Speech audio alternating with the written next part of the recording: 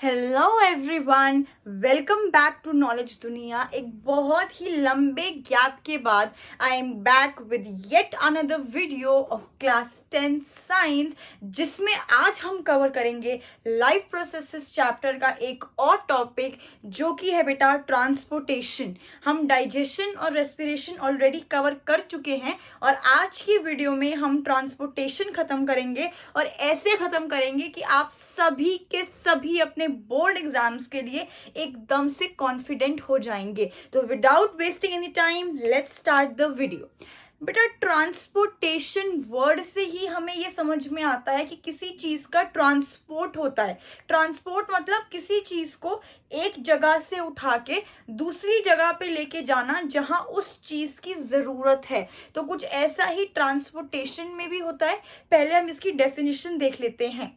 Transportation is a life process where substances absorbed in one part of the body are carried to other parts of the body.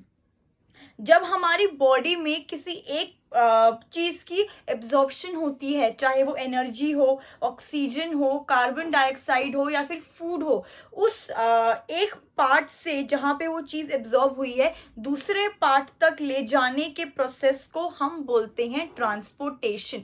लेकिन इस transportation के पूरे mechanism की आखिर जरूरत ही क्यों है? Why is transportation important? ये क्वेश्चन एक बार आपके 10th के बोर्ड एग्जाम्स में आ चुका है। बच्चे इसको सीरियसली नहीं लेते हैं बिकॉज दे थिंक कि इतना बड़ा टॉपिक है ट्रांसपोर्टेशन, ये क्वेश्चन नहीं आएगा। बट ये क्वेश्चन आ चुका है 3 मार्क्स में। Why is transportation important? तो पहले हम ये देख लेते हैं। Transport of materials is necessary as every cell needs regular supply of nutrients and oxygens for releasing energy through transportation.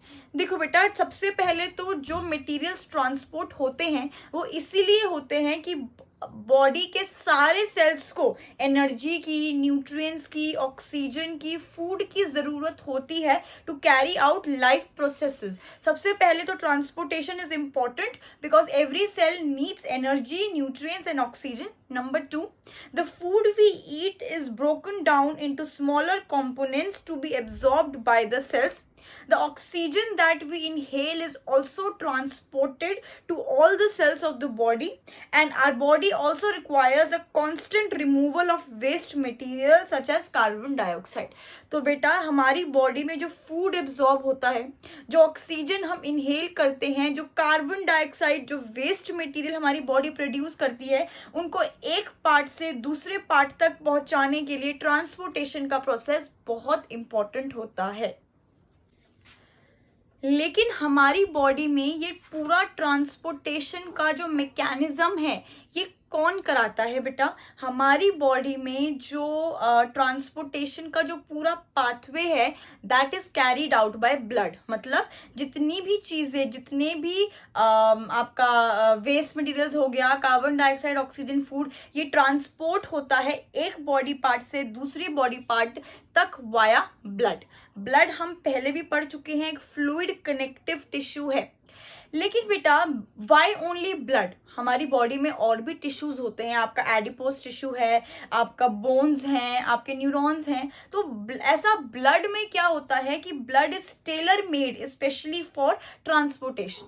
बेटा ब्लड में ना ऐसे 2 कंपोनेंट्स होते हैं। एक होता है आपका प्लाज्मा।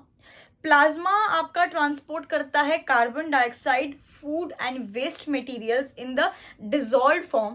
और सेकंड कंपोनेंट होता है आपका आरबीसी, जो कि ट्रांसपोर्ट करता है ऑक्सीजन। और आरबीसी ऑक्सीजन क्यों ट्रांसपोर्ट करता है? क्योंकि इसमें होता है एक रेस्पिरेटरी पिगमेंट जिसे हम बोलते हैं haemoglobin. Haemoglobin binds with your oxygen and it is transported to other parts of the body. ठीक है बेटा, अगर ये ब्लड इतना इम्पोर्टेंट है, एक पूरा टेलर मेड टिश्यू है ट्रांसपोर्टेशन के लिए, तो हमें कुछ ऐसा एक पंप चाहिए होगा ना कि जिससे कि जो ब्लड पंप होता रहे, रुके नहीं। तो ये जो पंप का काम करता है ये होता है हमारा हार्ट। दूसरा, हमें एक ऐसा नेटवर्क चाहिए होगा जिससे जो ट्यूब्स है हमारे हर एक बॉडी पार्ट तक पहुंचे, ब्रेन से लेके to the nail of your feet. Foot तक भी आपका जो ब्लड पहुंचे, हमें एक ऐसा नेटवर्क चाहिए। ये नेटवर्क हमें ब्लड वेसल्स प्रोवाइड कराती हैं। और थर्डली बेटा, हमें एक ऐसा सिस्टम चाहिए कि अगर ये जो ब्लड वेसल्स है ये डैमेज भी हो जाए तो वो रिपेयर की जा सकती हैं। और इन्हीं कंपोनेंट्स को बना के मिला के हमारा बनता है सर्कुलेटरी सिस्टम। अब हम करेंगे सर्कुलेटरी सिस्टम। सर्कुलेटरी सिस्टम इस टॉपिक का क्रक्स है, मेन जो आपका कहते हैं ना एपी सेंटर है, जहां से क्वेश्चंस बहुत सारे आते हैं, वो है सर्कुलेटरी सिस्टम। सबसे पहले हम ये समझ लेते हैं कि सर्कुलेटरी सिस्टम क्या होता है, इसकी डेफिनेशन क्या है। Circulatory system refers to the heart and a network of blood vessels that move blood nutrients and oxygen throughout the body. Circulatory system एक ऐसा सिस्टम है जिसमें हार्ट होता है और नेटवर्क ऑफ ब्लड वेसल्स होते हैं जो ट्रांसपोर्ट कर सकते हैं blood, nutrients, oxygen and carbon dioxide to all the parts of the body. आगे बढ़ने से पहले हमें ये पता होना चाहिए कि हमारे सर्कुलेटरी सिस्टम के कंपोनेंट्स क्या क्या होते हैं। सर्कुलेटरी सिस्टम के 4 कंपोनेंट्स होते हैं, हार्ट, ब्लड वेसल्स और लिम्फ। और इन्हीं 4 कंपोनेंट्स को हम एक एक करके पढ़ेंगे। सबसे पहला जो हमारा कंपोनेंट है सर्कुलेटरी सिस्टम का है वो है ह्यूमन हार्ट। हार्ट ही वो पंपिंग ऑर्गन है जिसकी वजह से ब्लड बाकी ऑर्गन्स तक पहुंचाया जाता है। So first we will be covering the pump or heart.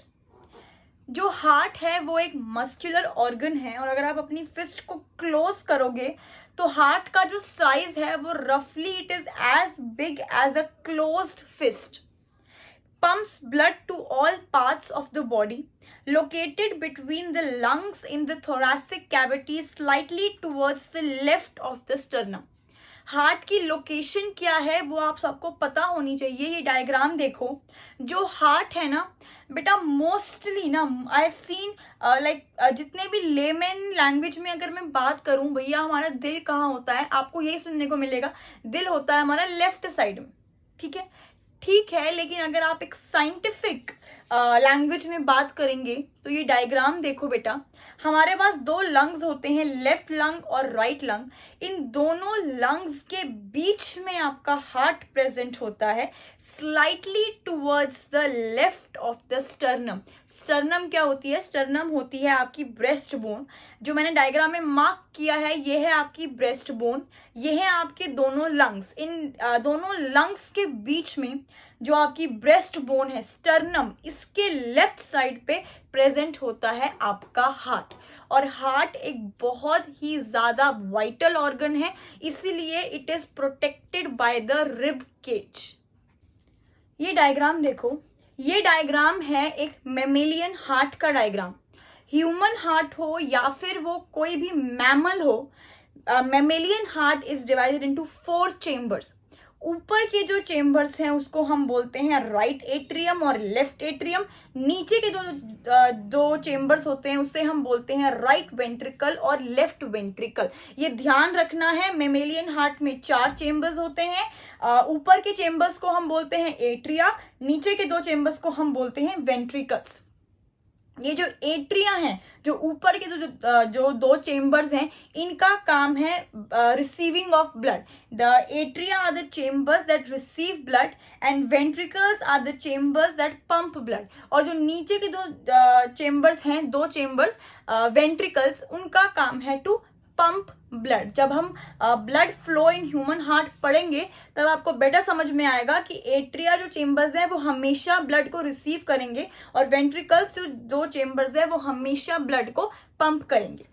Since ventricles have to pump blood, they have thicker muscular walls than atria. Atria ज्यादा कोई काम करता नहीं है, ठीक है, बेचारा बैठकर बस रिसीव करता है ब्लड को, तो इनकी जो वॉल्स होती हैं वो पतली होती है, थिन होती है। लेकिन वहीं अगर हम वेंट्रिकल्स की बात करें तो वो बहुत मेहनती होता है। जो वेंट्रिकल्स को सिंस वेंट्रिकल्स को ब्लड को पंप करना होता है, इसलिए जो वेंट्रिकल्स की जो वॉल्स होती हैं वो थिक होती हैं एज कंपेयर टू एट्रिया। लेकिन अभी क्वेश्चन आता है कि हार्ट वैसे ही हमारा इतना कॉम्प्लिकेटेड स्ट्रक्चर है, इसको चेम्बर्स में डिवाइड करने का क्या रीजन है? क्या कोई स्पेसिफिक रीजन है कि हमारे जो मेमेलियन हार्ट में 4 चेम्बर्स होते हैं? यस, बिल्कुल, बहुत इंपॉर्टेंट रीजन है और बहुत इंपॉर्टेंट 1 मार्कर क्वेश्चन भी है, इसको ध्यान से समझना. Because both oxygen and carbon dioxide have to be transported by the blood, the heart has different chambers to prevent oxygen rich blood from mixing with blood rich in carbon dioxide. आप सभी को पता है कि हमारी body में simultaneously oxygen rich blood भी flow होता है और साथ में ही कार्बन डाइऑक्साइड रिच ब्लड भी फ्लो होता है. अगर ये दोनों ब्लड ऑक्सीजनेटेड और डीऑक्सीजनेटेड ब्लड मिक्स हो जाएं तो क्या हमारी बॉडी सरवाइव कर पाएगी? बिल्कुल सरवाइव नहीं कर पाएगी. So to prevent the mixing of oxygen rich blood from carbon dioxide rich blood, the heart has been divided into 4 chambers. ठीक है, अब ये जो चेम्बर्स हैं ये आपस में कैसे सेपरेट होते हैं? Look at the diagram. जो आपका राइट एट्रियम और राइट वेंट्रिकल है वो लेफ्ट एट्रियम और लेफ्ट वेंट्रिकल से सेपरेटेड होता है by the means of a septum. ये जो मैंने मार्क किया है ये सेप्टम सेपरेट करता है right side of the heart from the left side of the heart, और ये बहुत इंपॉर्टेंट 1 मार्कर क्वेश्चन भी है. बिफोर आई मूव ऑन कि ये जो ब्लड है ये हार्ट से बॉडी तक सर्कुलेट कैसे होता है, एक चीज है जो आप लोगों को जानना जरूरी है. हमारे हार्ट में our heart is made up of 3 layers. इन 3 लेयर्स का नाम होता है एपिकार्डियम, मायोकार्डियम और एंडोकार्डियम. कार्डियक जहां पे भी वर्ड आ गया, जैसे हमने कार्डियक मसल्स पढ़ा था, cardiac word is always associated with the heart. तो आप इसको ऐसे याद कर सकते हो, तीनों लेयर्स में कार्डियम है, बस आपको एपिकार्डियम, मायो और एंडो साथ में जोड़ना है. जो एपिकार्डियम है it's the outer most layer of the heart. ये हार्ट की प्रोटेक्टिव लेयर होती है. जो बीच की आफ्टर एपिकार्डियम जो बीच की लेयर होती है वो है myocardium. Myocardium is the middle layer of the heart and this layer is responsible for pumping of the blood. Heart की जो 3 लेयर्स हैं, तीनों लेयर्स का अलग अलग फंक्शन होता है. एक का प्रोटेक्शन होता है और एक हमारी थर्ड जो लास्ट इनर मोस्ट लेयर होती है. लेकिन हार्ट की वो लेयर जो ब्लड को पंप करती है वो होती है मायोकार्डियम, और जो थर्ड लेयर होती है वो होती है endocardium. It is the inner most layer of the heart. तो और heart is made up of 3 layers. Epicardium, that is the outermost protective layer.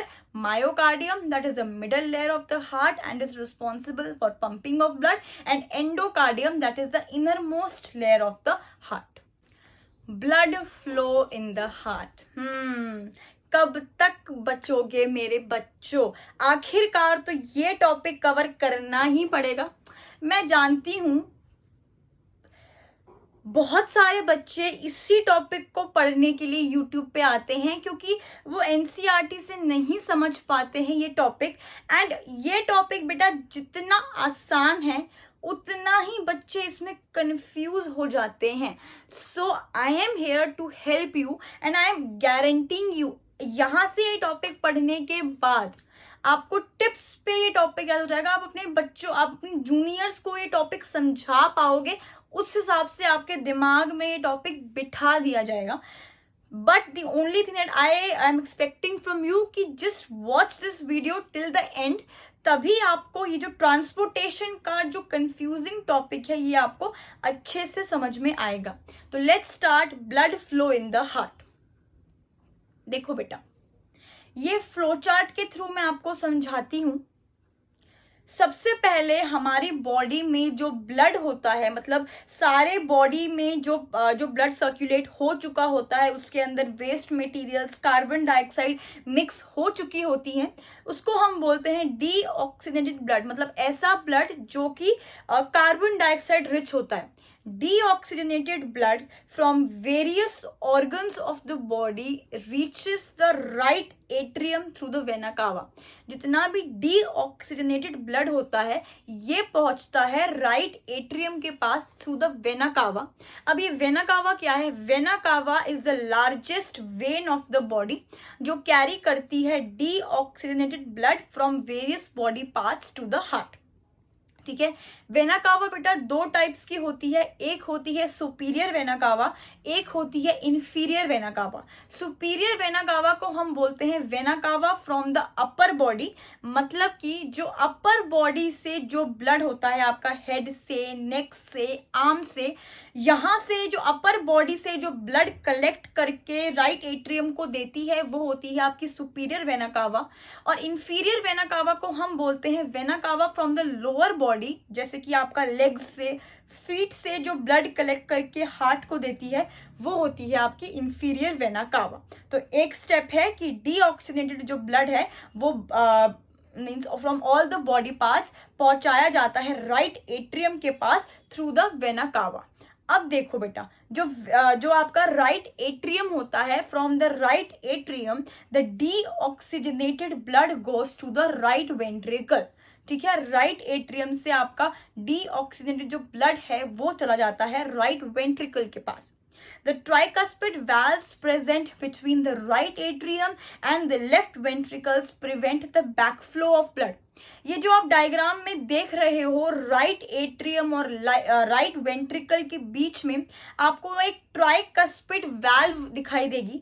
Tricuspid valve, valve का मतलब बेटा एक फ्लैस्प होता है जो खुल जाता है या बंद हो जाता है। ठीक है, राइट एट्रियम और राइट वेंट्रिकल के बीच में ऐसी 3 वॉल्व्स प्रेजेंट होती हैं, इसलिए हम इसे ट्राइकस्पिड थ्री फ्लैप्स जैसे प्रेजेंट होते हैं, इसलिए हम इसे ट्राइकस्पिड वॉल्व बोलते हैं। और इस ट्राइकस्पिड वॉल्व का काम यही होता है to prevent the backflow of blood. ऐसा नहीं होता है कि राइट एट्रियम से राइट वेंट्रिकल में ब्लड आया लेकिन अपनी मर्जी से ब्लड राइट वेंट्रिकल से बैकफ्लो हो रहा है, ऐसा नहीं होता है। To prevent this the human heart consist of tricuspid valve. अब राइट वेंट्रिकल के बाद क्या होता है?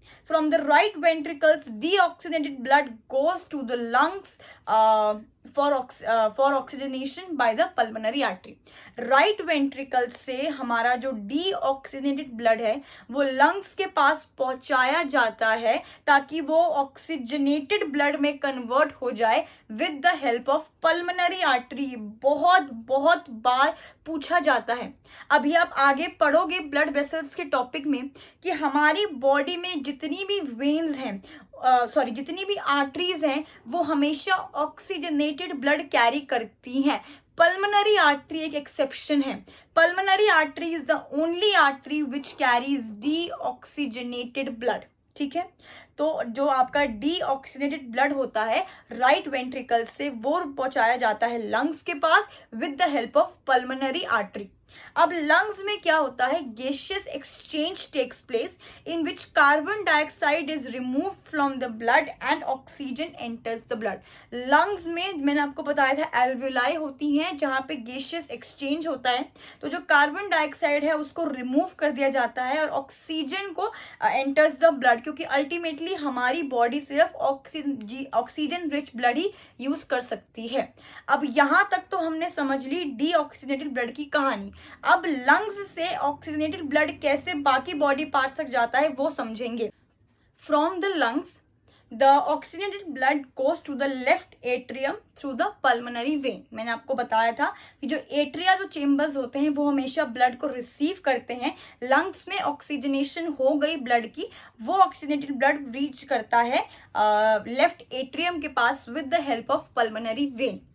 जितनी भी वेन्स हमारी बॉडी में होती हैं वो हमेशा डीऑक्सीजनेटेड ब्लड ही कैरी करती हैं एक्सेप्ट फॉर पल्मोनरी वेन। ये भी एक एक्सेप्शन है। Pulmonary vein is the only when which carries oxygenated blood. अब फिर से जो ऑक्सीजनेटेड ब्लड है ये आ जाता है लेफ्ट एट्रिया से लेफ्ट वेंट्रिकल के बीच में। सिमिलर जैसे हमने देखा था राइट एट्रियम और राइट वेंट्रिकल के बीच में एक ट्राइकस्पिड वाल्व प्रेजेंट होती है, वैसे ही बेटा लेफ्ट एट्रियम और लेफ्ट वेंट्रिकल के बीच में एक बाइकस्पिड वाल्व प्रेजेंट होती है। इसे हम मिट्रल वाल्व भी बोल देते हैं। बाइकस्पिड मतलब सिर्फ 2 फ्लैप्स प्रेजेंट होते हैं। It also prevents the backflow of blood. From the left ventricle, the oxygenated blood is carried to different parts of the body by aorta. Aorta होती है हमारी largest artery। दोबारा से आई एम एक्सप्लेनिंग इट, ध्यान से समझना कि blood flow कैसे होता है। सबसे पहले जितना भी डीऑक्सीजनेटेड ब्लड होता है हमारी बॉडी का वो it is collected by vena cava and it is pass to the right atrium. Vena cava हमारी बॉडी की लार्जेस्ट वेन होती है। वेना कावा दो टाइप्स की होती है, सुपीरियर वेना कावा और inferior vena cava. Superior vena cava को हम बोलते हैं कि it collects the blood from upper body parts like head, neck, chest and transports it to the heart. And जो इंफीरियर वेना कावा है उसे हम बोलते हैं vena cava from the lower body, मतलब it collects the blood from legs, feet and it passes to the heart. ठीक है, अब जो राइट एट्रियम है उससे आपका ब्लड आ जाता है राइट वेंट्रिकल के पास में। राइट एट्रियम और राइट वेंट्रिकल के बीच में प्रेजेंट होती है ट्राइकस्पिड वॉल्व जो प्रिवेंट करती है backflow of blood. Right ventricle से जो आपका डीऑक्सीजनेटेड ब्लड है वो आ जाता है आपके लंग्स में for oxygenation with the help of pulmonary artery. Pulmonary artery हमारी बॉडी की एक्सेप्शनल आर्टरी है जो कैरी करती है डीऑक्सीजनेटेड ब्लड। लंग्स में गैसियस एक्सचेंज होता है जहां पे कार्बन डाइऑक्साइड रिमूव हो जाती है और ऑक्सीजन एंटर्स द ब्लड। अब ये जो ऑक्सीजनेटेड ब्लड है it is carry to the left atrium with the help of pulmonary vein. Pulmonary vein हमारी बॉडी की एक एक्सेप्शनल वेन है जो कैरी करती है ऑक्सीजनेटेड ब्लड। लेफ्ट एट्रियम से ब्लड आता है लेफ्ट वेंट्रिकल में। लेफ्ट एट्रियम और लेफ्ट वेंट्रिकल के बीच में एक बाइकस्पिड वॉल्व प्रेजेंट होती है जिसे हम मिट्रल वॉल्व भी बोलते हैं, that prevents the backflow of blood. और लेफ्ट वेंट्रिकल से जो ऑक्सीजनेटेड ब्लड है that is carried to different parts of the body with the help of aorta. Aorta हमारी बॉडी की लार्जेस्ट आर्टरी होती है। अब एक चीज देखो, after having understood the entire mechanism of blood flow, आपने ये चीज देखी है कि जो मेमेलियन जो ब्लड होता है ना जो हार्ट में, वो हमेशा वेसल्स के अंदर प्रेजेंट होता है। चाहे वो आपकी वेना कावा हो, पल्मोनरी आर्टरी हो, एओर्टा हो या कोई भी वेसल हो, ब्लड हमेशा वेसल्स के अंदर फ्लो करता है। इसीलिए हम ये कह सकते हैं कि जो मेमेलियन जो मैमल्स के पास जो सर्कुलेटरी सिस्टम होता है वो क्लोज्ड सर्कुलेटरी सिस्टम होता है। इससे क्वेश्चन आता है कि the mammals have a closed circulatory system. लेकिन इसके एडवांटेजेस क्या हैं? क्यों एक क्लोज सर्कुलेटरी सिस्टम ज्यादा एफिशिएंट होता है? इसके दो पॉइंट्स हैं। Number one, as blood flows inside the blood vessels it circulates with more pressure reaching far distances. अगर ब्लड वेसल्स के अंदर फ्लो करता है तो उसका जो प्रेशर होता है वो ज्यादा होता है। एज अ रिजल्ट वो पूरी बॉडी तक पहुंच सकता है। And second, blood circulates faster in a closed system. कुछ ऐसे इंसेक्ट्स होते हैं, आर्थ्रोपॉड्स होते हैं, जिनके पास ओपन सर्कुलेटरी सिस्टम होता है। ओपन सर्कुलेटरी सिस्टम में जो ब्लड फ्लो है बेटा वो स्लोअर रेट पे होता है। लेकिन जो मैमल्स हैं, ह्यूमंस हैं, we can not afford a slower blood flow, इसीलिए मैमल्स के पास होता है क्लोज्ड सर्कुलेटरी सिस्टम। एक और टर्म यहाँ पे समझना जरूरी है, दैट इज डबल सर्कुलेशन। आपने जब ब्लड फ्लो मैंने आपको पढ़ाया तो आपने ये देखा होगा कि एक साइकिल में हमारी जो हार्ट तक पहुंचता है डीऑक्सीजनेटेड ब्लड और दूसरी साइकिल में हार्ट से बॉडी तक पहुंचता है ऑक्सीजनेटेड ब्लड। बेटा इसी को हम बोलते हैं डबल सर्कुलेशन। डबल सर्कुलेशन एक ऐसा मैकेनिज्म है in which blood circulates through the heart twice in one cycle. मतलब एक साइकिल में ब्लड हार्ट से दो बार सर्कुलेट होता है। ऐसे मैकेनिज्म को हम बोलते हैं डबल सर्कुलेशन। तो क्या हम कह सकते हैं कि मैमल्स में डबल सर्कुलेशन होती है? बिल्कुल। जो पहली साइकिल होती है मेमेलियन हार्ट में वो होती है डीऑक्सीजनेटेड ब्लड की, जो हार्ट से लंग्स में जाता है। दूसरी साइकिल होती है ऑक्सीजनेटेड ब्लड की, जो हार्ट से बॉडी तक पहुंचता है। इसीलिए हम बोलते हैं कि मैमल्स हैव डबल सर्कुलेशन। अब मैंने आपको बताया था कि जो मेमेलियन हार्ट होता है उसमें लेफ्ट साइड और राइट साइड सेपरेटेड होती है, सो दैट जो ऑक्सीजन रिच ब्लड है वो कार्बन डाइऑक्साइड रिच ब्लड के साथ मिक्स नहीं हो जाए। Such separation allows efficient supply of oxygen to the body. This is useful in animals that have high energy needs, such as birds and animals which constantly use energy to maintain their body temperature. Left और right side की separation उन animals में बहुत useful होती है जिनको energy की constant requirement रहती है to maintain the body temperature, जैसे कि आपका मैमल्स हो गया, आपकी बर्ड्स हो गई। लेकिन उन बेचारे एनिमल्स का क्या जिन एनिमल्स में ऐसी रिक्वायरमेंट नहीं होती है, वो इतने भोले हैं बेचारे कि उनको ज़्यादा एनर्जी की ज़रूरत ही नहीं होती है, तो क्या उनमें भी ऐसी सेपरेशन की ज़रूरत है? नहीं। हम अब बात करेंगे एम्फीबियंस और रेप्टाइल्स और फिशेस के हार्ट। बेटा जो एम्फीबियंस और रेप्टाइल्स होते हैं ना, इनके पास होता है 3 चेम्बर्ड हार्ट एक्सेप्ट क्रोकोडाइल। याद रखना, सारे एम्फीबियंस और रेप्टाइल्स के पास 3 चेम्बर्ड हार्ट होता है except crocodile. Crocodile has a 4 chambered heart. तो एम्फीबियंस और रेप्टाइल्स के जो 3 चेम्बर्स होते हैं वो होते हैं आपका 2 एट्रियम और 1 वेंट्रिकल। इसका मतलब है कि ऑक्सीजन रिच और कार्बन डाइऑक्साइड रिच आपस में मिक्स हो सकते हैं। This is because these animals have a slower metabolism rate and hence require a lower amount of oxygen per liter of blood to be delivered to the body. मैं आपको ये समझाना चाह रही हूँ कि एम्फीबियंस और रेप्टाइल्स में 3 चेम्बर्ड हार्ट क्यों होता है, क्योंकि बेटा इन ऑर्गेनिजम्स को ज़्यादा ऑक्सीजन की और ज़्यादा एनर्जी की रिक्वायरमेंट नहीं होती है। ये क्वेश्चन आपके बोर्ड एग्जाम्स में बहुत बार पूछा जाता है कि why amphibians and reptiles have a 3 chambered heart, या फिर why amphibians and reptiles can tolerate mixing of oxygenated and deoxygenated blood. तो आप लिख के आएंगे this is because these animals have a slower metabolism rate and they have lower oxygen and energy requirements. Amphibians and reptiles में भी double circulation ही होती है। अब हम बात कर लेते हैं फिशेस की। फिशेस तो बहुत ही ज्यादा गैर गुजरी हैं, सिर्फ 2 ही चेम्बर्स होते हैं इनके पास। Fishes have a 2 chambered heart because blood is pumped to the gills, it is oxygenated there and it is passed directly to the rest of the body.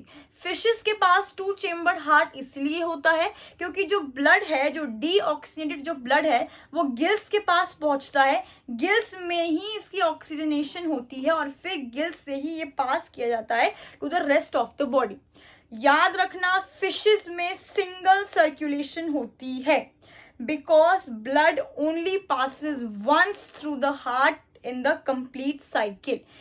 Mammals में, एम्फीबियंस, रेप्टाइल्स में double circulation होती है, लेकिन fishes में सिर्फ single circulation होती है, क्योंकि जो फिशेस में जो ब्लड होता है वो सिर्फ एक बार पास करता है through the heart in 1 complete cycle.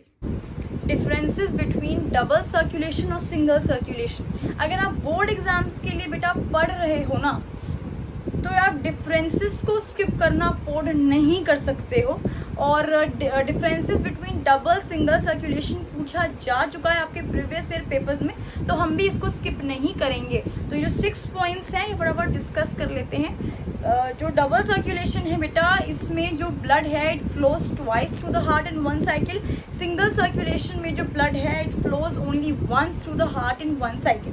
जो डबल सर्कुलेशन जितने भी एनिमल्स में होती है उनके पास 4 चेम्बर्ड या तो 3 चेम्बर्ड हार्ट होता है, लेकिन जो सिंगल सर्कुलेशन जितने भी एनिमल्स में होती है उनके पास 2 चेम्बर्ड हार्ट होता है। डबल सर्कुलेशन में बोथ ऑक्सीजनेटेड और डीऑक्सीजनेटेड ब्लड ट्रांसपोर्ट होते हैं, लेकिन सिंगल सर्कुलेशन में सिर्फ और सिर्फ डीऑक्सीजनेटेड ब्लड ही ट्रांसपोर्ट किया जाता है। जो डबल सर्कुलेशन है इसमें जब लंग्स में ब्लड की ऑक्सीजनेशन हो जाती है, blood comes back to the heart, लेकिन जो सिंगल सर्कुलेशन है इसमें after oxygenation the blood does not come back to the heart. Double circulation is more efficient, single circulation is less efficient. Double circulation occurs in mammals and single circulation occurs in fishes. आपके NCERT में एक box दे रखा है जिसमें blood pressure के बारे में थोड़ी सी इंफॉर्मेशन है। दैट्स वाई मैंने इस टॉपिक को नाम दिया है NCERT special. The force that blood exerts against the wall of a vessel is called blood pressure. आप सभी को पता है कि जो ब्लड है वो वेसल्स में फ्लो करता है, तो जो ब्लड जो प्रेशर एक्सर्ट करता है उस वेसल की वॉल पे, उस प्रेशर को हम बोलते हैं blood pressure. This pressure is much greater in arteries than in veins. ऐसा क्यों? देखो बेटा, जो आर्टरीज होती है ना, आर्टरीज में थिक वॉल्स होती हैं। ताकि वो टॉलरेट कर सके high pressure of the blood when it expels out of the heart. जब ब्लड हार्ट से निकलता है तो उसका प्रेशर बहुत ज्यादा होता है, इसीलिए जो आर्टरीज में जो ब्लड का प्रेशर होता है वो ज्यादा होता है। अगर हम वेन्स की बात करें, जब जो ब्लड है वो हार्ट की तरफ जाता है बॉडी से, उसका प्रेशर कम होता है, इसीलिए वेन्स में जो ब्लड का प्रेशर है वो कम होता है। अब अगर हम ये बात करें कि जो आर्टरीज में जो प्रेशर कितने टाइप्स के होते हैं, दो टाइप के होते हैं बेटा। एक होता है आपका कॉन्ट्रैक्शन, एक होता है आपका रिलैक्सेशन। कॉन्ट्रैक्शन के टाइम पे जो प्रेशर आर्टरी में प्रेजेंट होता है उसको हम बोलते हैं वेंट्रिकुलर सिस्टोल, और इस प्रेशर को हम बोलते हैं systolic pressure. Contraction, systole. Relaxation के टाइम पे जो प्रेशर ब्लड वेन्स में आर्टरीज में प्रेजेंट होता है उसको हम बोलते हैं वेंट्रिकुलर डायस्टोल, और इस प्रेशर को हम बोलते हैं diastolic pressure. Relaxation, diastole. Contraction, systole. Relaxation, diastole. Normal blood pressure की अगर हम बात करें तो होता है 120/80 mmHg इसका यूनिट है। 120 यहाँ पे हम सिस्टोलिक प्रेशर की बात कर रहे हैं और 80 यहाँ पे हम डायस्टोलिक प्रेशर की बात कर रहे हैं। Blood pressure is measured with an instrument called sphygmomanometer. Blood pressure जिससे हम मेजर करते हैं उस इंस्ट्रूमेंट का नाम है स्फाइग्मोमैमोमीटर। आप सबने देखा होगा। Still I am showing you again in the diagram. इस इंस्ट्रूमेंट को हम बोलते हैं स्फिग्मोमैमोमीटर। High blood pressure is called hypertension and is caused by constriction of arterioles which results in increased resistance to blood flow.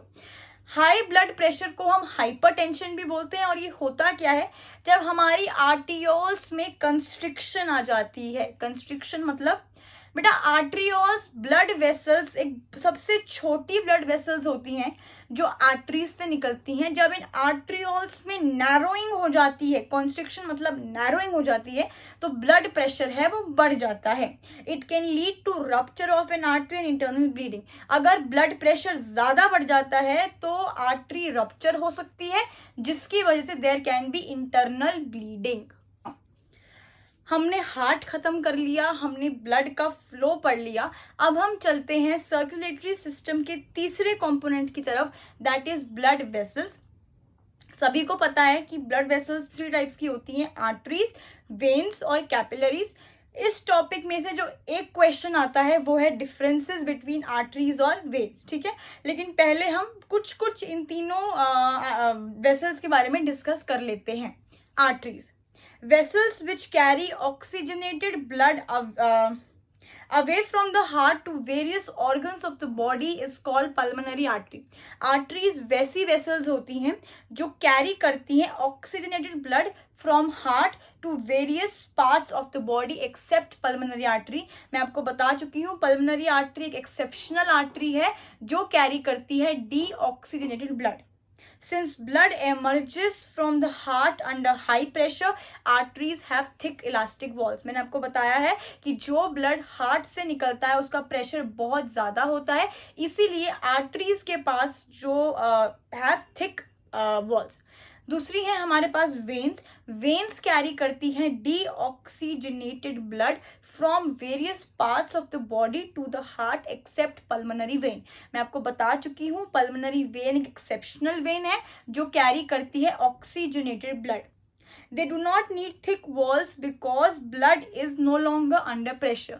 जो blood heart की तरफ ले जाया जाता है वो हाई प्रेशर, उसका प्रेशर हाई नहीं होता है, इसीलिए वेन्स को थिक वॉल्स की जरूरत नहीं होती है।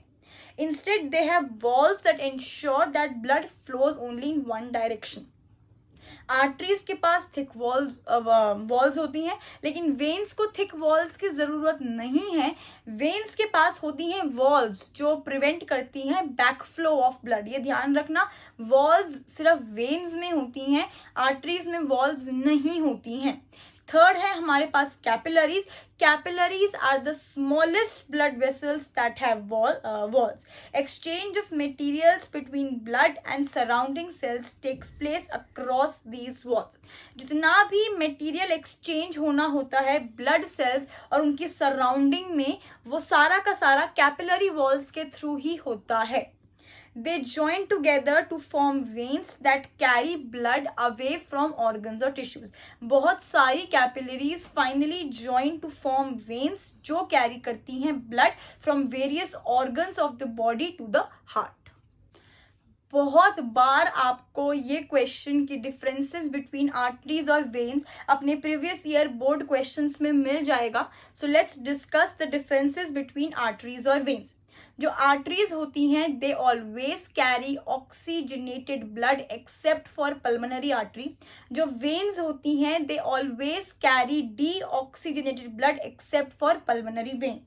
जो आर्टरीज होती हैं they are located deep within the body. Arteries दिखाई नहीं देती हैं नेकेड आइज से, लेकिन जो वेन्स होती हैं दे आर सुपरफिशियल. जितनी भी आपको ये ब्लू कलर की वेसल्स आपको दिखाई देती हैं अपने हैंड्स पे, sometimes in your legs also, वो सारी की सारी आपकी वेन्स हैं. आर्टरीज रेड कलर की होती हैं, जो वेन्स हैं वो ब्लू कलर की होती हैं. आर्टरीज में जो ब्लड का प्रेशर होता है वो हाई होता है, वेन्स में जो ब्लड का प्रेशर होता है वो लो होता है. आर्टरीज में वॉल्व्स आर एब्सेंट, वेन्स में वॉल्व्स आर प्रेजेंट. नेक्स्ट आपका टॉपिक है maintenance by platelets. You all know कि जब आप गिर जाते हो, आपको चोट लग जाती है, तो उस एरिया से blood starts to ooze out. लेकिन कुछ टाइम के बाद ब्लड अपने आप रुक जाता है, या फिर हम उसे बोलते हैं कि द ब्लड हैज क्लॉटेड. लेकिन ये इमेजिन करो कि अगर ये जितनी भी वेसल्स हैं, ठीक है, इनमें कोई इंजरी हो जाती है या कोई डैमेज, कोई लीकेज हो जाती है, तो ब्लड तो रुकेगा ही नहीं. Blood it will not stop oozing out and which can lead to death. Loss of blood from the system has to be minimized. For this, blood has platelet cells. तो ऐसा ना हो कि ब्लड निकलता ही जाए. हमारे पास होती हैं प्लेटलेट सेल्स जो कि ब्लड को क्लॉट कर देती हैं. ये ब्लड क्लॉटिंग का बहुत ही कॉम्प्लेक्स मैकेनिज्म है. आपके 10th 11th I guess 12th में भी नहीं है. This is your after 12th की कहानी है ये आपकी. बट मैं आपको छोटा सा एक कोशिश करूंगी समझाने की ये कैसे होता है. If one of the blood vessels gets damage, it sends out signals to the platelet. अगर एक भी ब्लड वेसल डैमेज हो जाती है तो वो हेल्प के लिए, मदद के लिए सिग्नल भेज देती है प्लेटलेट के पास. जैसे ही प्लेटलेट को ये सिग्नल मिलता है, they rush to the site of injury, जहां पे वो एक प्लग बना लेते हैं, एक प्लेटलेट प्लग बना लेते हैं, जिसकी वजह से ब्लड क्लॉट हो जाता है and it stops oozing out. तो जो क्लॉटिंग मैकेनिज्म होता है that is taken care of by the platelets. Last component जो आपके सर्कुलेटरी सिस्टम का है वो है लिम्फ. लिम्फ पे से भी सिर्फ एक ही क्वेश्चन आता है, डिफरेंसेस बिटवीन ब्लड और लिम्फ. एक्सप्लेन लिम्फ या ये सब नहीं आता है, फिर भी कुछ थोड़ा बहुत आपको लिम्फ के बारे में पता होना चाहिए. Lymph is a colorless fluid that circulates throughout the lymphatic system. जो ब्लड है वो सर्कुलेटरी सिस्टम में फ्लो करता है, जो लिम्फ है वो लिम्फेटिक सिस्टम में फ्लो करता है. लिम्फ को हम टिश्यू फ्लूइड भी बोलते हैं. ये क्वेश्चन आ सकता है कि name the other term for lymph, तो आप लिखेंगे tissue fluid. Through the pores present in the walls of capillaries, some amount of plasma, protein and blood cells escape into intercellular spaces to form the lymph. जो capillaries होती है ना, इनकी walls में pores होते हैं. इन्हीं पोर्स के थ्रू कुछ ब्लड प्रोटीन, थोड़ा सा प्लाज्मा, थोड़े से ब्लड सेल्स एस्केप होके इंटरसेलुलर स्पेस में आ जाते हैं, which finally forms the lymph.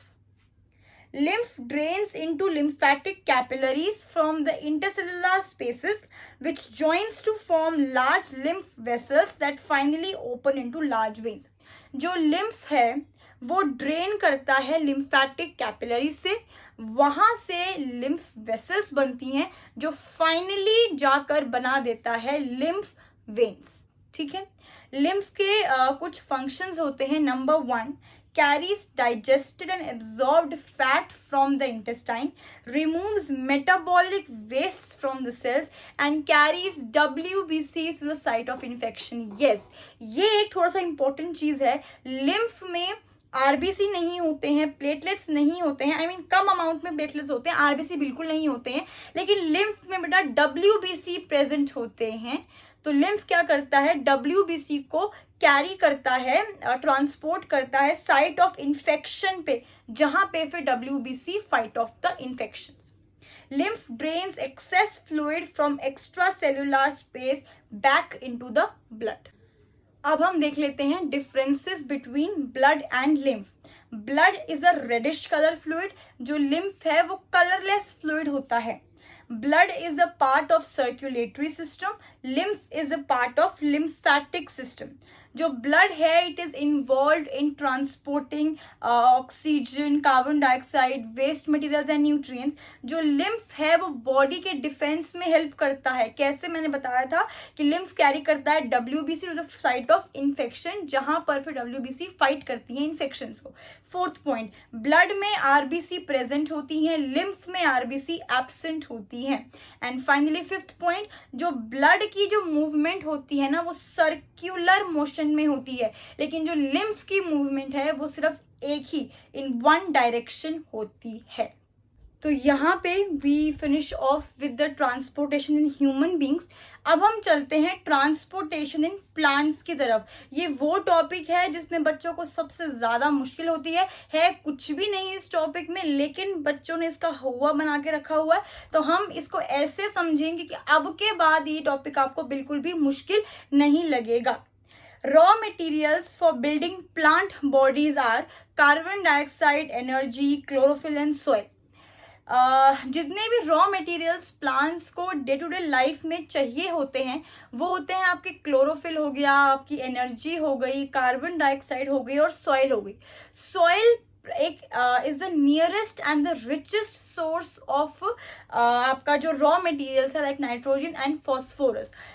जो प्लांट्स के जो रॉ मटेरियल्स जो उनको चाहिए होते हैं, नाइट्रोजन और फॉस्फोरस, ये लेने के लिए प्लांट्स के पास soil is the best option, क्योंकि सबसे ज्यादा ये जो ऑर्गेनिक जो न्यूट्रिएंट्स होते हैं, नाइट्रोजन फॉस्फोरस, ये सबसे ज्यादा सॉइल में ही प्रेजेंट होते हैं. Absorption of these substances can occur through the part in contact with soil's roots. आप सभी को पता है कि जो प्लांट का पार्ट रूट्स के सॉइल के अंदर होता है उसे हम बोलते हैं रूट्स. तो रूट्स वो प्लांट का पार्ट होता है जो एब्जॉर्ब करता है नाइट्रोजन और फॉस्फोरस को. If the distances between the soil contacting organs जो कि हैं roots and chlorophyll containing organs जो कि हैं leaves are small, energy and raw materials can easily diffuse to all parts of the body. ये diagram देखो, soil contacting organ मतलब आपका रूट, क्लोरोफिल कंटेनिंग ऑर्गन मतलब आपका लीफ. अगर लीफ और रूट के बीच का जो डिस्टेंस है वो कम होगा, यानी कि अगर प्लांट की हाइट कम होगी तो जो एनर्जी है, रॉ मटेरियल्स है, वो इजीली डिफ्यूज कर सकते हैं. डिफ्यूज मतलब can spread in all directions. लेकिन यही अगर प्लांट डेवलप होता है, ग्रो होता है, प्लांट की हाइट इंक्रीज होती है, तो ये जो डिस्टेंस है लीफ और रूट्स में वो बढ़ जाता है. तो डिफ्यूजन का प्रोसेस काफी नहीं होता है to transport energy and raw materials. इसीलिए एक प्रॉपर ट्रांसपोर्टेशन का मैकेनिज्म चाहिए होता है इन taller plants to transport water and minerals as well as food. अब हम देखते हैं कि transport of water in plants, पानी में प्लांट्स में पानी और मिनरल्स का ट्रांसपोर्ट कैसे होता है. In plants xylem transports water and minerals. Xylem हम ऑलरेडी क्लास 9th में पढ़ चुके हैं. जाइलम के 4 कंपोनेंट्स हमने पढ़े थे, जाइलम ट्रैकीट्स, जाइलम वेसल्स और जाइलम पैरेन्काइमा और जाइलम फाइबर्स. ठीक है, अब हमें ये देखना है क्लास 10th में कि आखिर जाइलम ट्रांसपोर्ट ऑफ वाटर कैसे कराता है. प्लांट्स में वाटर ट्रांसपोर्ट के लिए दो प्रोसेसेस होते हैं, एक होता है रूट प्रेशर, एक होता है ट्रांसपिरेशन। सबसे पहले हम रूट प्रेशर देख लेते हैं। I will be explaining you this with the help of the diagram. देखो, प्लांट्स की जो रूट्स होती हैं वो सॉइल के अंदर होती हैं। जो प्लांट्स की जो रूट्स होती है ना, वो सॉइल से आयंस को एब्जॉर्ब कर लेती हैं। अब इन आयंस को एब्जॉर्ब करने के लिए मतलब कुछ काम हो रहा है, तो इस काम को करने के लिए, इस एब्जॉर्प्शन को करने के लिए प्लांट्स को चाहिए होती है energy in the form of ATP. मतलब कि प्लांट्स आयंस को एब्जॉर्ब करने के लिए एनर्जी एटीपी का यूज करते हैं। अब किसी भी एब्जॉर्प्शन में अगर हमें एटीपी खर्च करनी पड़े, उस एब्जॉर्प्शन को हम बोलते हैं एक्टिव एब्जॉर्प्शन। ठीक है, जब हमारी रूट्स में आयंस आ गए तो एक कॉन्सेंट्रेशन डिफरेंस क्रिएट होता है। इसका क्या मतलब है? इसका मतलब है कि जब रूट्स ने आयंस को एब्जॉर्ब कर लिया तो बाहर सॉइल में आयंस कम हो जाते हैं और पानी ज्यादा हो जाता है, वहीं रूट्स में आयंस ज्यादा हो जाते हैं और पानी कम हो जाता है। अब ये तो भैया हो गई दिक्कत। अब इसको बैलेंस करने के लिए क्या होता है, जो पानी है वो एंटर कर जाता है सॉइल से रूट्स में, जहां से कॉलम ऑफ वाटर बनता है ताकि वाटर को पुश किया जाए upwards to all the parts of the plant. मैंने क्या बताया? रूट प्रेशर में क्या होता है कि जो रूट्स होती हैं वो सॉइल के अंदर प्रेजेंट होती हैं, रूट्स एब्जॉर्ब करती हैं आयंस सॉइल से। ठीक है, for absorbing ions, in ions को एब्जॉर्ब करने के लिए प्लांट्स को एटीपी यूज करना पड़ता है। इसीलिए हम इस एब्जॉर्प्शन को बोलते हैं एक्टिव एब्जॉर्प्शन, क्योंकि किसी भी एब्जॉर्प्शन में अगर एटीपी को खर्च करना पड़े तो उस एब्जॉर्प्शन को हम बोलते हैं एक्टिव एब्जॉर्प्शन। अब क्या हुआ, जब रूट्स में आयंस आ गए तो एक कॉन्सेंट्रेशन डिफरेंस क्रिएट हो जाता है। मतलब कि जब रूट्स ने आयंस को एब्जॉर्ब कर लिया तो बाहर सॉइल में कम आयंस रह गए और ज्यादा पानी रह गया, वहीं रूट्स के अंदर आयंस ज्यादा हो गए और पानी कम हो गया। इसलिए इसको बैलेंस करने के लिए जो सॉइल जो वाटर होता है वो एंटर करता है सॉइल से रूट्स में, एक कॉलम ऑफ वाटर बनता है through which water is transported in the upward direction to all the parts of the plant. अब मुझे एक बात बताओ कि जब प्लांट्स के पास ऑलरेडी एक मैकेनिज्म प्रेजेंट है रूट प्रेशर का पानी को ट्रांसपोर्ट करने के लिए, तो फिर उनको ट्रांसपिरेशन की जरूरत क्यों पड़ी? देखो बेटा, रूट प्रेशर से जो पानी जो है वो ट्रांसपोर्ट तो किया जा सकता है, लेकिन by root pressure water cannot be transported to much heights। ज्यादा हाइट्स तक रूट प्रेशर की मदद से पानी को ट्रांसपोर्ट नहीं किया जा सकता है। और आप सभी को पता है कि जो ट्रीज होते हैं वो कितने कितने हाइट पे हो सकते हैं, इसीलिए हाइटेड प्लांट्स में या फिर ज्यादा हाइट्स तक पानी पहुंचाने के लिए प्लांट्स ने एक और मैकेनिज्म को अडॉप्ट किया, जो कि है ट्रांसपिरेशन। अब देख लेते हैं कि ट्रांसपिरेशन में क्या होता है। देखो बेटा, ट्रांसपिरेशन मैंने आपको 9th में भी पढ़ाया था। Transpiration is the process in which water is lost from the aerial parts of the plant through stomata. जब वाटर इवेपोरेट होता है प्लांट से थ्रू स्टोमेटा, इस प्रोसेस को बोलते हैं हम ट्रांसपिरेशन। अब ये डायग्राम देखो, जब एक वाटर मॉलिक्यूल इवेपोरेट होता है, it gets out of the cells of the leaves and creates a suction. Suction एक तरह का पुल है। आप इसको ऐसे इमेजिन करो, जब आप एक स्ट्रॉ से कोल्ड ड्रिंक पीते हो तो वो कोल्ड ड्रिंक स्ट्रॉ के थ्रू इट मूव्स अपवर्ड्स, ठीक है, एक सक्शन बना देती है। कुछ वैसा ही सक्शन प्लांट्स में भी बनता है।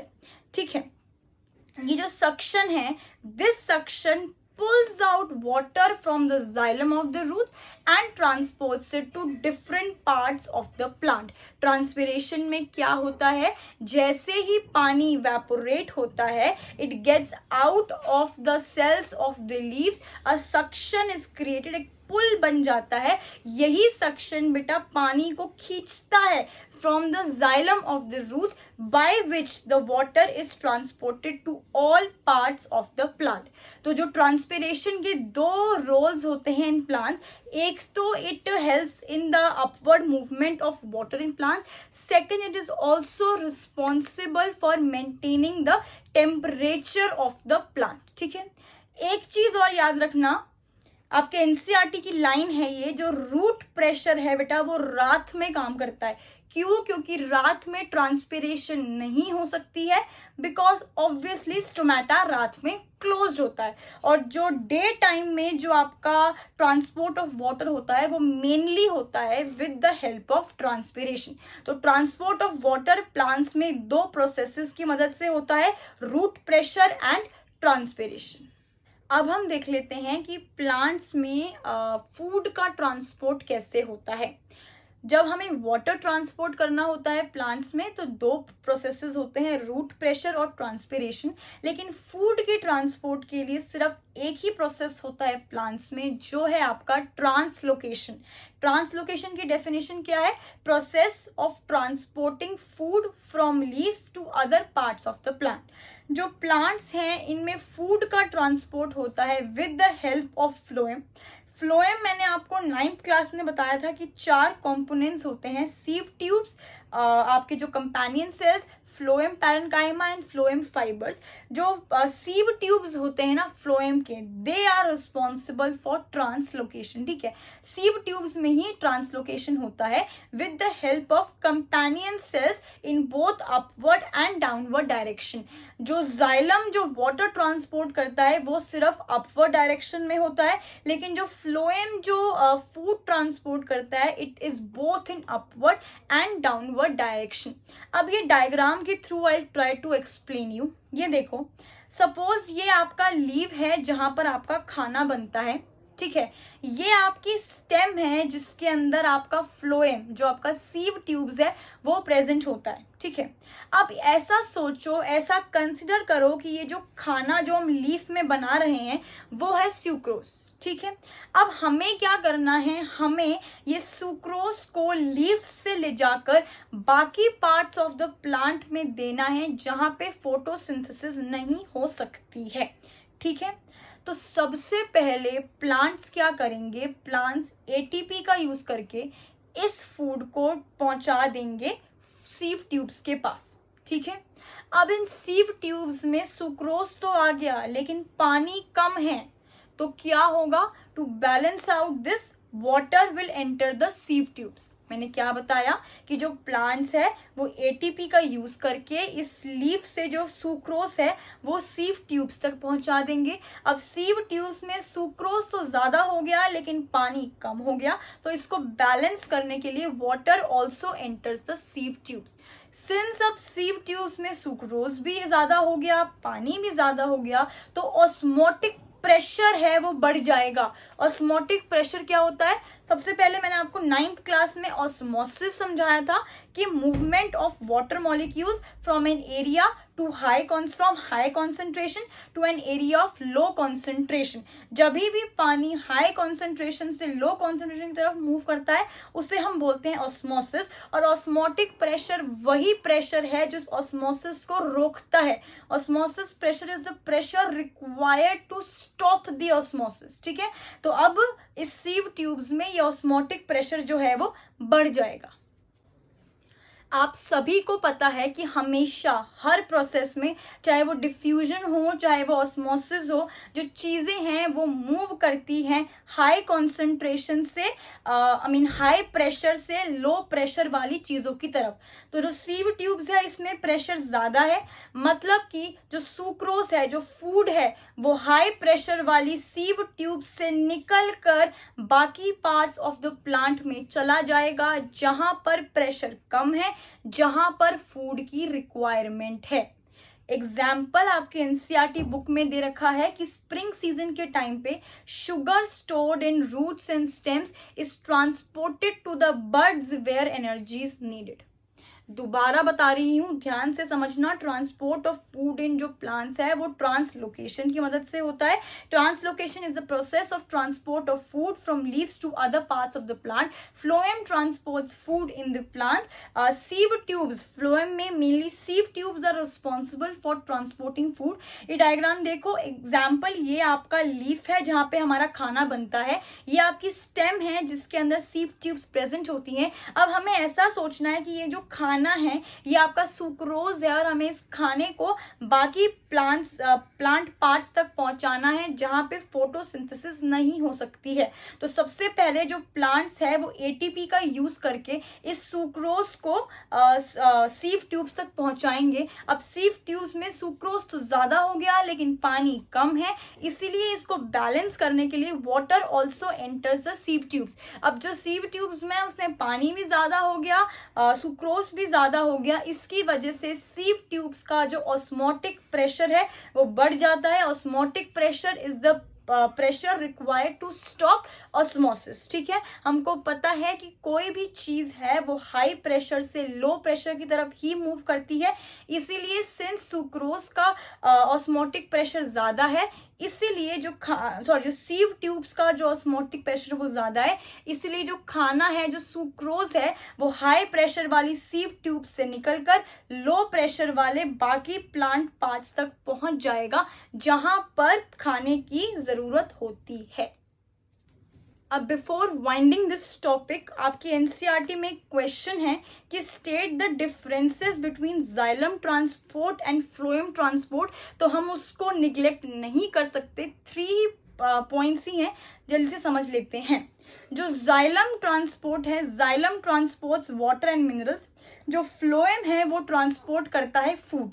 जाइलम का जो ट्रांसपोर्ट है वो हमेशा अपवर्ड डायरेक्शन में ही होता है, लेकिन जो फ्लोएम का जो ट्रांसपोर्ट है वो अपवर्ड और डाउनवर्ड दोनों डायरेक्शंस में होता है।